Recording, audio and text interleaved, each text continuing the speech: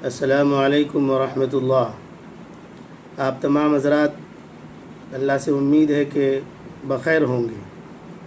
میں آپ کے سامنے ایک ایمانداری پر اللہ تبارک و تعالیٰ کا بہت بڑا انعام ہے، اور اس انعام کو بے ایمانی کی وجہ سے کیسے آدمی برباد کر دیتا ہے، اس سلسلے میں ایک دلچسپ واقعہ سناتا ہوں۔ ایک مزدور تھا، اپنی مزدوری کی تلاش میں کئی گھر جا کر تلاش کرنے کے بعد بھی جب اس کو مزدوری نہیں ملی تو مایوس ہو کر وہ واپس جا رہا تھا، اپنے گھر جا رہا تھا۔ تو راستے میں ایک بوڑھا شخص ملا جس کے سر پر 3 طرح کی بوریاں رکھی ہوئی تھیں اور وہ جھکا جا رہا تھا۔ اور جب اس نے ایک جوان کو دیکھا تو اس نے چلا کر کہا کہ کیا تم مجھے مزدوری دو گے؟ یہ سامان میں لے جا نہیں پا رہا ہوں۔ اس نے کہا کہ بے شک مجھے آج مزدوری نہیں ملی ہے، اگر آپ مجھے مزدوری پہ رکھ لیں گے تو میرا کام ہوگا۔ تو بوڑھے نے کہا کہ یہ 3 بوریاں ہیں، میں 3 بوری کو اٹھا نہیں پا رہا ہوں، لہذا تم 1 بوری لے کر چلو، باقی 2 بوری میں سنبھال سکتا ہوں، اس کے بدلے میں تجھے 2 روپیہ دوں گا۔ وہ مزدور تیار ہو گیا اور اس کو کندھے پہ لے کر چلنے لگا۔ چلتے چلتے راستے میں ایک جگہ اونچائی آئی اور بوڑھا پیچھے رہ گیا، وہ جوان آگے نکل گیا۔ تو بوڑھے نے اس کی آواز دے کر کہا کہ بھائی میں 2 بورا سنبھال نہیں پا رہا ہوں، تم اور 1 بورا مجھ سے لے لو تاکہ میں تمہارے ساتھ چل سکوں۔ اس مزدور نے کہا کہ کیا مجھ پر آپ کو یقین نہیں کہ میں آپ کا سامان چرا کر کے لے جاؤں گا؟ اس بوڑھے شخص نے کہا کہ دیکھو، پہلے سے جو بوری ہم نے تم کو دی تھی وہ سکوں سے بھری تھی، لیکن اب میں تمہیں جو بوری دے رہا ہوں وہ چاندی کے سکے اس میں بھرے ہیں۔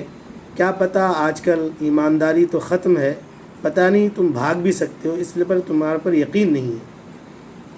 تو اس مزدور نے اس کو یقین دلایا بوڑھے کو اور کہا کہ نہیں، آپ ہمارے پر پورا یقین کریں، میں ہرگز آپ کا سامان نہیں چراؤں گا اور نہیں لے کر بھاگوں گا، میں ایماندار مزدور ہوں۔ اور اس طرح سے وہ دونوں بوری اپنے کندھے پر لے گیا اور چلنے لگا۔ جب پہاڑ پر چڑھنے لگا تو مزدور تیزی کے ساتھ اوپر پہاڑ پر چڑھ گیا، اور جو بوڑھا شخص تھا وہ 1 بوری لے کر بہت دور پیچھے چلا گیا۔ تو اس جوان نے چلا کر کہا کہ جلدی آئیے۔ تو بوڑھے نے کہا کہ ارے تم تو طاقتور ہو، میں کمزور بوڑھا شخص ہوں، اور میرے اوپر ایک کندھے پر بوری ہے جس کے وزن سے میں چڑھ نہیں پا رہا ہوں، اب اس کو بھی تم لے لو اور مزدوری کی فکر مت کرو، میں 2 تگنا تمہیں مزدوری دوں گا۔ تو اس نوجوان نے اس بوری کو لے لیا اور تیزی سے آگے بڑھنے لگا۔ جب کچھ دور کا فاصلہ ہو گیا تو اس بوڑھے شخص نے کہا کہ ارے تم جلدی جاتے ہو، کہ ایسا تو نہیں کہ تم میری بوری لے کر بھاگ جاؤ گے؟ اس مزدور نے کہا کہ نہیں، میں ہرگز چور نہیں ہوں، میں ایماندار ہوں، میں آپ کی بوری کو نہیں لے آؤں گا۔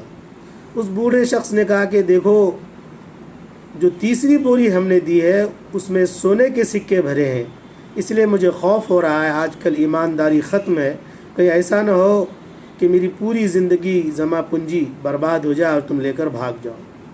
اس نوجوان نے اس کو دلاسا دلایا اور یقین دلایا کہ میں اس کو نہیں لے کر بھاگوں گا۔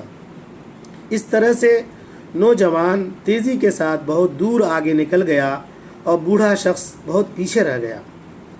اب دھیرے دھیرے اس نوجوان کے دل و دماغ میں بے ایمانی پیدا ہوتی ہے، اور وہ سوچتا ہے کہ سالہ سال محنت کے بعد بھی جو خزانہ میں کما نہیں سکتا وہ آج میرے کندھے کے اوپر ہے، اور وہ بوڑھا شخص بھی میرا کیا بگاڑ سکتا ہے، میں تیزی کے ساتھ باہر نکل جاؤں گا، گھر چلا جاؤں گا، اور بوڑھا شخص میرا پیچھا بھی نہیں کر سکتا۔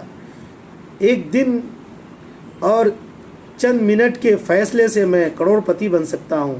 صدیوں سے میری بیوی مجھے تانا دیتی ہے کہ کیا یہ مزدوری کما کر لاتے ہو، اس سے میرا کیا بنے گا، کیا بگڑے گا، لہٰذا آج میں اگر اس بوڑھے کا سارا مال ہڑپ لوں اور بھاگ جاؤں، میرا کچھ بگڑے گا بھی نہیں اور میری زندگی سنور جائے گی اور میں کروڑ پتی بن جاؤں گا۔